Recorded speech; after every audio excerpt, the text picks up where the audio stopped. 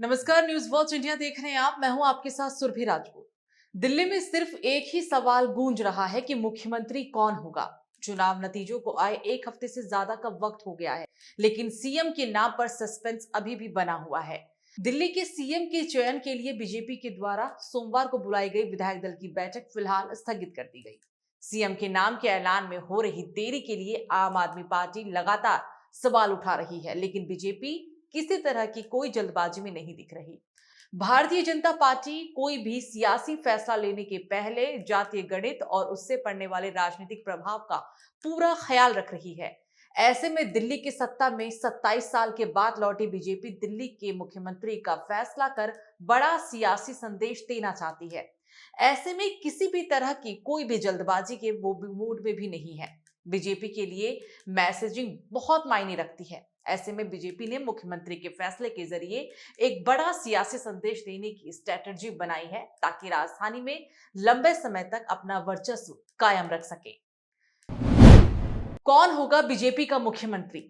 दिल्ली की सत्ता का 1998 के बाद लौटी बीजेपी मुख्यमंत्री के चयन को लेकर लगातार मंथन कर रही है।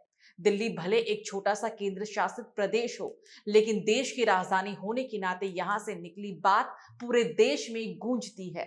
दिल्ली पर सभी की नजर होती है। दिल्ली में जो फैसला होता है तो उसकी चर्चा देश भर में होती है। ऐसे में दिल्ली के नए सीएम के लिए प्रवेश वर्मा, आशीष सूद, रेखा गुप्ता, विजेंद्र गुप्ता सहित कई नामों पर अटकलें लगाई जा रही है, लेकिन बीजेपी नेतृत्व अभी भी चुप्पी साधे हुए है। सीएम के जरिए बीजेपी देती रही सरप्राइज। बीजेपी का हर एक फैसला सियासी होता है और उसके पीछे राजनीतिक मायने भी होते हैं। हरियाणा एक जाट बहुल प्रदेश होने के बाद पंजाबी खत्री समाज से आने वाले मनोहर लाल खट्टर को पहले सीएम बनाया गया और उसके बाद ओबीसी से आने वाले नायब सिंह सैनी को यह पद दे दिया गया। ऐसे ही महाराष्ट्र में मराठा राजनीति का वर्चस्व है, लेकिन वहां पर ब्राह्मण समाज से आने वाले देवेंद्र फडणवीस को सत्ता की बागडोर सौंप दी गई। राजस्थान में ठाकुर और गुर्जर की राजनीति के बीच ब्राह्मण समाज से भजन लाल शर्मा को मुख्यमंत्री बनाने का फैसला लिया। यही हाल मध्य प्रदेश का भी रहा, जहां पार्टी ने मोहन यादव को एमपी का मुख्यमंत्री बनाया, जबकि यादवों का वर्चस्व उत्तर प्रदेश और बिहार में देखा जाता है।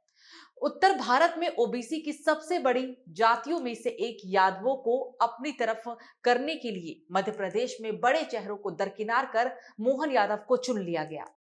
इसी तरह से बीजेपी ने हर एक राज्य में सीएम के नाम पर फैसला लेकर सरप्राइज देती रही है और इसके जरिए राजनीतिक संदेश भी देती रही है। ऐसे में माना जा रहा है कि बीजेपी दिल्ली में भी मुख्यमंत्री का फैसला लेकर सियासी समीकरण साधने के साथ साथ संदेश देने की कवायद भी कर सकती है। दिल्ली के सीएम से क्या संदेश देगी बीजेपी?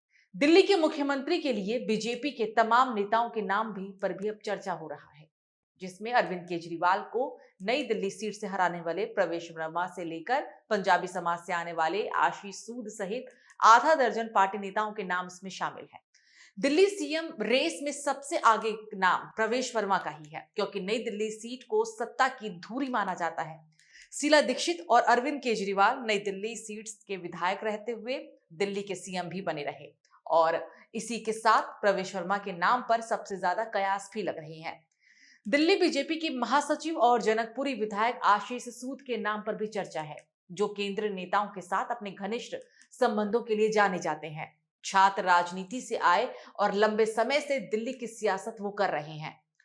महिला चेहरा के रूप में शालीमार बाग से विधायक चुनी गई रेखा गुप्ता को भी मुख्यमंत्री पद का दावेदार माना जा रहा है। इसके अलावा रोहिणी विधायक विजेंद्र गुप्ता के नाम पर भी चर्चा चल रही है, जो दिल्ली बीजेपी के सबसे वरिष्ठ नेताओं में से शामिल है और दिल्ली विधानसभा में विपक्षी नेता भी रह चुके हैं। मालवीय नगर से विधायक सतीश उपाध्याय भी इस रेस में शामिल है, जो एक प्रमुख ब्राह्मण चेहरा और पार्टी के पूर्व प्रदेश अध्यक्ष रहे। वैश्य समुदाय से आने वाले और आरएसएस के एक मजबूत प्रतिनिधि जितेंद्र महाजन भी मुख्यमंत्री पद के शीर्ष दावेदारों में शामिल हैं। इसके अलावा ग्रेटर कैलाश विधानसभा सीट से विधायक चुनी गई शिखा राय के नाम पर भी चर्चा हो रही है।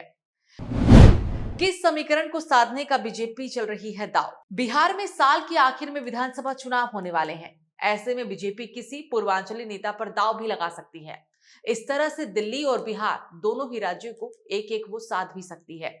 दिल्ली में करीब 25% पूर्वांचली वोटर्स हैं। बीजेपी अगर जाट समीकरण को साधने का प्लान बनाती है तो परवेश वर्मा के नाम पर मुहर लग सकती है। अगर बीजेपी जाट सीएम चुनती है तो सिर्फ दिल्ली ही नहीं बल्कि पश्चिम यूपी, हरियाणा और राजस्थान को भी सियासी संदेश देने की स्ट्रेटजी होगी। दिल्ली में पंजाबी समुदाय को बीजेपी का कोर वोट बैंक भी माना जाता है। अगर किसी पंजाबी पर दांव चलती है तो फिर आशीष सूद की लॉटरी लग सकती है। दिल्ली में 15% से भी ज्यादा पंजाबी वोटर्स हैं। दिल्ली में वैश्य समाज बीजेपी का परंपरागत वोटर भी रहा है, जिसे ध्यान में रखते हुए पार्टी फैसला लेती है तो फिर विजेंद्र गुप्ता और रेखा गुप्ता में से किसी दिल्ली के दलित वोटों का समीकरण का दाव भी चल सकती है, जिसके लिए विपक्षी दलों के नैरेटिव को भी यहां पर तोड़ सकती है। सीएम पर फैसला और सियासी संदेश। प्रधानमंत्री नरेंद्र मोदी की सियासत को जो लोग समझते हैं वो लोग कयासबाजी करते रहते हैं। बीजेपी किसको मुख्यमंत्री बनाएगी इसका फैसला पार्टी चुनाव से पहले ही कर लेती है। इस संबंध में बीजेपी के अध्यक्ष जेपी नड्डा ने अपने एक इंटरव्यू में भी कहा था कि पार्टी कैंडिडेट से लेकर मुख्यमंत्री बनाने का फैसला पहले कर लेती है। बीजेपी में एक सिस्टम है जिसके आंकलन पहले ही कर लिया जाता है और फिर बस उसका अंतिम फैसला समय में दिया जाता है। ऐसे में माना जा सकता है कि बीजेपी संभवतः दिल्ली के सीएम का फैसला कर चुकी है और पीएम मोदी से लेकर अमित शाह इसे बखूबी जानते भी हैं। अब देखना होगा कि बीजेपी दिल्ली में किसे नया सीएम बनाती है और इसके जरिए वो किस तरह का सियासी संदेश देने की कोशिश भी करेगी। इस खास पेशकश में फिलहाल मेरे साथ इतना ही। आप देखते रहिए न्यूज़ वॉच इंडिया। नमस्कार।